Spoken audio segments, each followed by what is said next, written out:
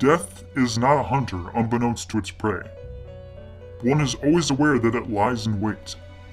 Though life is merely a journey to the grave, it must not be undertaken without hope.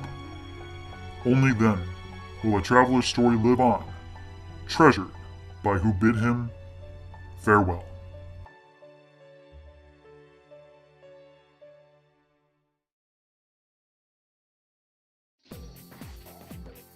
Guys, something big just happened recently. Something huge.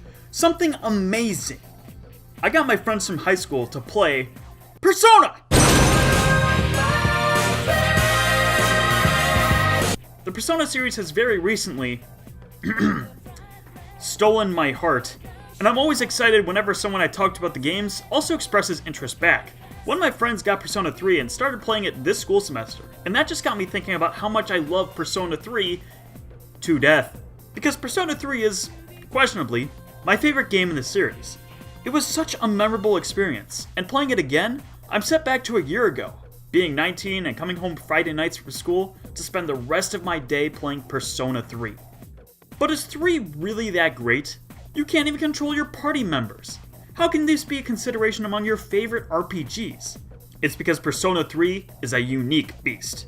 It set the series in a new direction, for better or for worse, but most interestingly, it did things that no other Persona had tried since, and that makes it cool.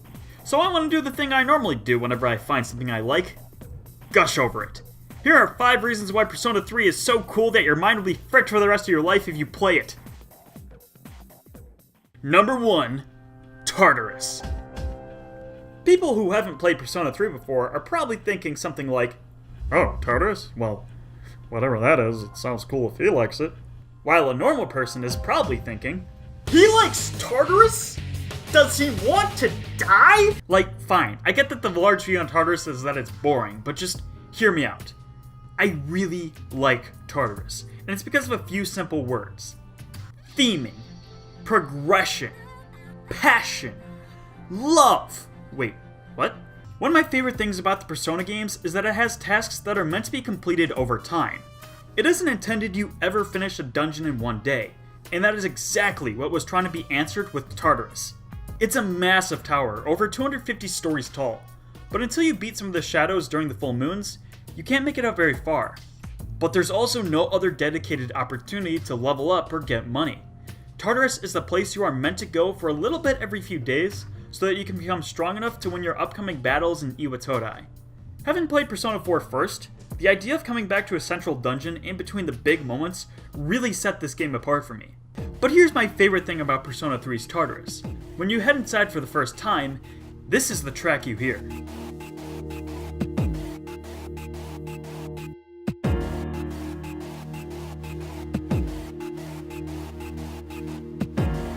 It's just this weird little bass line. It doesn't sound cool or interesting. What's the deal? Well, the deal is that once you get to the next block of Tartarus, there is something that is now added to this bass line.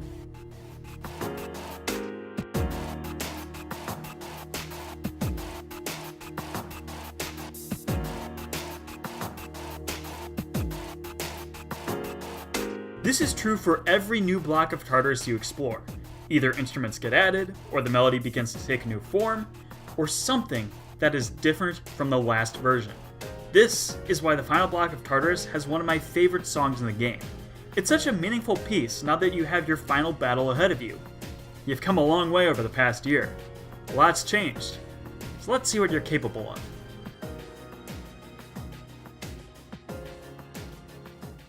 But has this mega dungeon idea existed elsewhere in the Persona series? Compare Tartarus to Persona 5's Mementos. Functionally the same thing, a place where you can go between the big moments to grind for money and experience. However, hot take, Tartarus is cooler and better! There's no progression with Mementos. Sure, by stealing hearts you can dive further in, but all that changes are the backgrounds. The music is the same, it's shorter, and if it weren't the only way to complete side quests, it would be completely worthless. Persona 5 is balanced in such a way where as long as you know how the battle system works, and as long as you defeat all the enemies the game presents in the regular dungeons, you never need to grind. It's excellent game design, but that balance made me not want to go to Mementos. And unlike the regular dungeons that offer up a fresh way to explore them, Mementos offers nothing new to the idea. I felt like I was wasting my time going there, that I was playing through a worse version of something that had already been done better before in the series. But in Persona 3, that is the place you go to fight to grind levels, and it's important to grind, because you'll never know how strong you'll need to be in order to take on the shadow which will appear during the next full moon. Not to mention, since Tartarus only appears at night, you can spend the day hanging out with your social links, meaning there's a little bit less of a choice of if grinding is really the right thing to be doing today. And I don't want to make Tartarus out to be perfect. Despite intentionally being random, the floor designs can seem nonsensical, and you can't pull up a full map of the floor you're on like you can in later games. People also don't like the fact that the game slows down your grinding process by making you tired after a certain point, but I never minded that too much, as I feel it prevents you from doing a mega grind all in one day and never needing to come back. And as a dumb little Christopher complaint, you can spend hours grinding in Tartarus for a single run when it should only exist for 1 hour. Where's your Persona lore now, Atlas? But despite my complaints, Tartarus is what adds progression to this game. And in the end, this is a list of what I think is cool in Persona 3, and it's already been posted to the internet, so I win. Number 2, this game is surprisingly deep. One thing that I actually recommend for people who want to get into the series is that you play Persona 3 after you play Persona 4. It doesn't really matter if you do or you don't. I'm sure that some people already disagree with me on this, but there are 2 reasons why I suggest this. One is that Persona 4 is a generally easier game to play, and allows you to control your party members in all versions of the game. That way you can get used to the combat before you move on to the next game, where Mitsuru uses Mare and Karen at every possibility she can. The second is that Persona 3 is frickin' bonkers, man! Something that I constantly forgot about while playing this game is that just because I got a short sword at the beginning of the game, that did not mean I was required to only use short swords. Any weapon type that your party members use, your character can use as well. Want to go with a lance? You can, dude, have at it. Or perhaps you prefer the range of the bow, or the speed of the boxing gloves. Now, they don't fundamentally change the battle system, but there are reasons why you would want to consider this. Since physical damage is separated into slash, strike, and pierce, it might be appropriate to switch to a weapon that an enemy is weak against. They also change how fast your weapon swings in Tartarus, and how you'll be able to get the advantage on your enemies. But even the fact that you aren't restricted to one weapon type, even if they aren't so completely different, is a feature I greatly appreciate. But what would make the combat of this game deeper than some of the other games in the Persona series? I didn't hear you ask. Well, I got an answer. How about Persona fusion spells? By carrying 2 personas that are compatible, you can use a super cool spell with multiple effects. Now, it's only fair to mention this isn't so well utilized, as the only way you can find out what new spells are to carry the 2 random personas you need into battle together, and it may not always be clear on which ones you need. And some of the spells aren't that effective either, but man, it's just one of those things that makes Persona 3 so unique, and I appreciate that. But enough of battles. Let's shift gears. The Persona 3 protagonist is one of my favorite and most relatable avatars ever. I always appreciated the small detail they put on him, like having his hands in his pockets or listening to music in public a lot. I began to realize how much I do those things when I saw him do the same. But a gameplay detail that I really appreciate is how much more present reverse social links are. By backing out of plans you already made with your friends, or spending a little too much time with another girl after you're already intimate with another, your friends will get pissed. So you have to spend a couple days to patch up your social link and not make it worse. It made me feel personally guilty when I made one of my friends upset, as opposed to Big Boy Narukami, where you have to try to get a reverse social link in his game, and Persona 5 where I'm not even sure you can reverse a confidant's progress. I wouldn't say that Persona 3 is overall a more complex game, but there is a lot more to it. And dude, I didn't even talk about everything I could. And buddy, that's what's with Persona 3. Number 3, the true cutie. Now, one of the big draws of Persona are the cute girls. Whenever someone starts Persona 3, people get all, Mitsuru-senpai. That's not to mention that everyone likes to freak out about the fact that you can have a robot waifu. I think someone told me that Fuka's social link was supposed to be pretty good. I never did it though. I already played Persona 4. I don't think I can risk another bad cook in my circle of friends. Or if you want to be as vanilla and boring as I am, you can just date Yukari. But the thing is, cute girls are strictly unnecessary, because one of your party members is a precious little dog. Now, Koromaru may not be a waifu, but he will always be loyal to you. Who's a good boy? That's right, you are. Now murder them! Number 4, the vibes are one with this game. You know what I like about the Persona series as a whole? The vibes. The music, the feeling, the reason I should care about where I am, the culmination of all rationalizations and instincts regarding what we love, these are all-encompassing vibes. Persona games not only have some jammable tunes, the songs are effective. They immerse me in the game I'm playing, even though it is an unconventional idea. Your world can be as big and interesting as you want, but you gotta have some music, man. The city theme, When the Moon is Reaching Stars, is one of my favorite songs from a video game. While Persona 3 does take place in the big city, there isn't much to explore, but the city does feel alive and lived in. Even the dorm theme is really strange. It's comforting, yet not in the same way as Signs of Love or Beneath the Mask are. It's also rap about burnt lasagna? Music made Persona 3's setting feel busy, but a comfortable busy. Iwatodai feels like it has more going on than Inaba, and strangely enough, even Tokyo. I'm not talking about the activities that you can participate in, I'm talking about how it changes. You know how I was talking about progression earlier? That doesn't just apply to Tartarus. The music of Iwatodai, Port Island, and even Gekkoukan High School never stay the same. Towards the climax of the game, the city's surprisingly jovial tune gets turned into this, Memories of the City.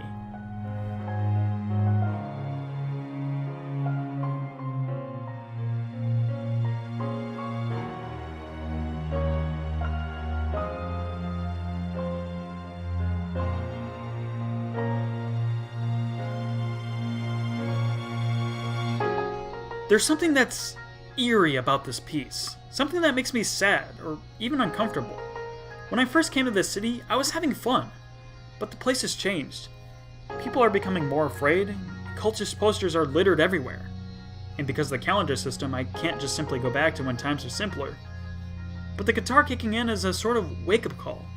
It lets me know, hey, this is your city, and you're the only ones who can stop it from being lost. So, protect it. Okay? I don't know what else to say about this soundtrack.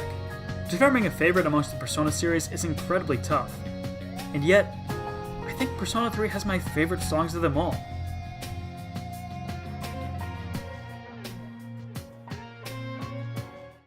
Number 5. The message that this game tells. If you know anything about Persona 3, you most likely know about the central theme of this game. Death. During a hidden hour of the day, most everyone is transformed into a coffin-shaped crystal, and anyone who isn't are preyed on by shadows, with the only words they can be able to speak of later are yearnings for the impending doom ahead.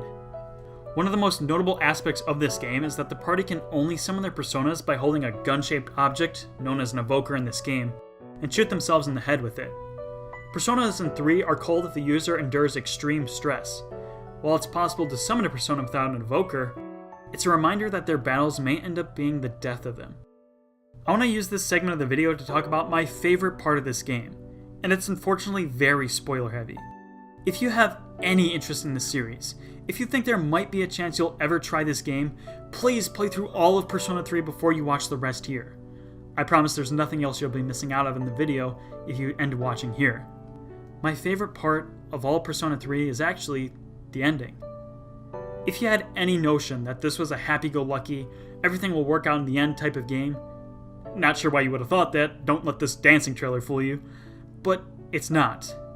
Characters constantly drive home the fact that you cannot win against the fall, and yet, even in spite of that, your party decides to keep fighting on.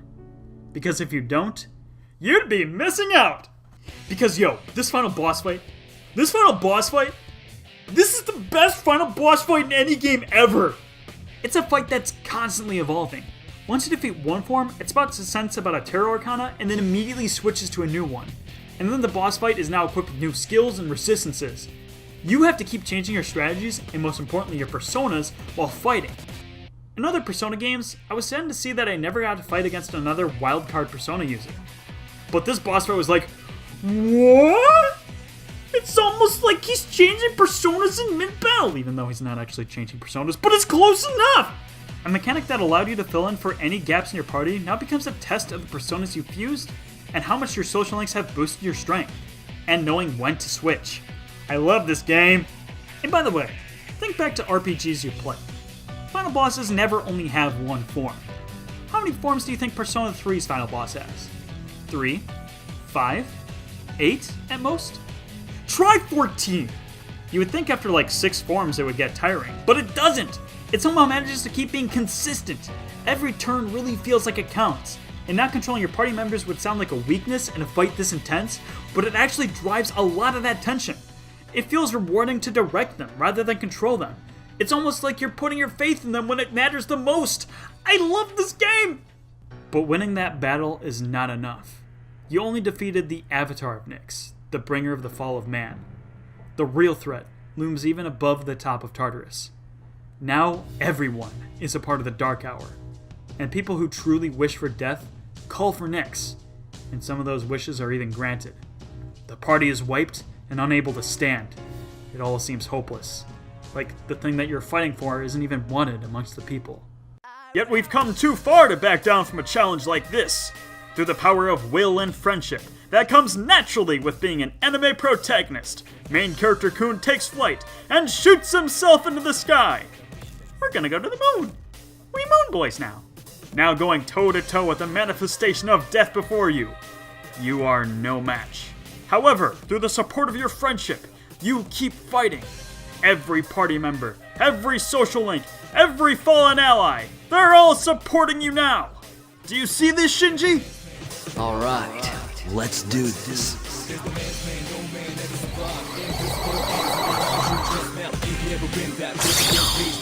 And the rendition of Burn My Dread is keeping your hype at high maintenance. You stand against Nyx's fatal attacks. With a great will to overcome the fear of death, our boy bends the laws of the universe to create the Great Seal to prevent the wishes of human thoughts to ever reach Nyx again. With this battle over, Seas emerges victorious, the Dark Hour disappears, and the world lives on.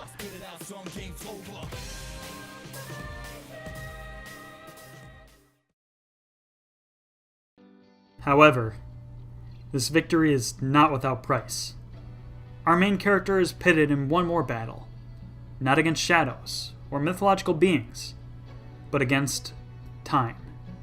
He is making it to the day when Seas promised to meet each other again, on graduation day, after it was all over.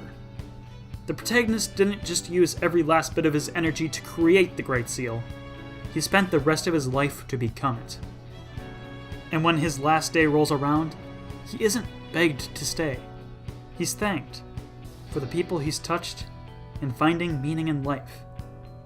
As our boy drifts into one final sleep, he spends his remaining moments within the arms of someone who learned what it is to be human through his actions, and forever in the memories of the friends he shares an eternal bond with.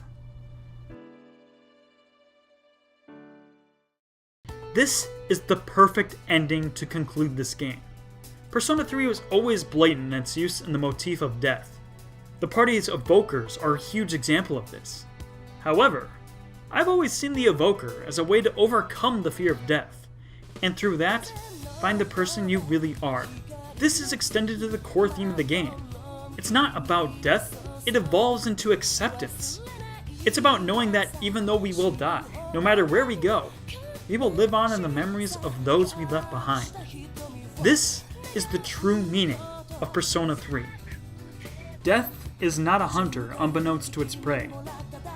One is always aware that it lies in wait. Though life is merely a journey to the grave, it must not be undertaken without hope. Only then will a traveler's story live on, treasured by who bid him farewell.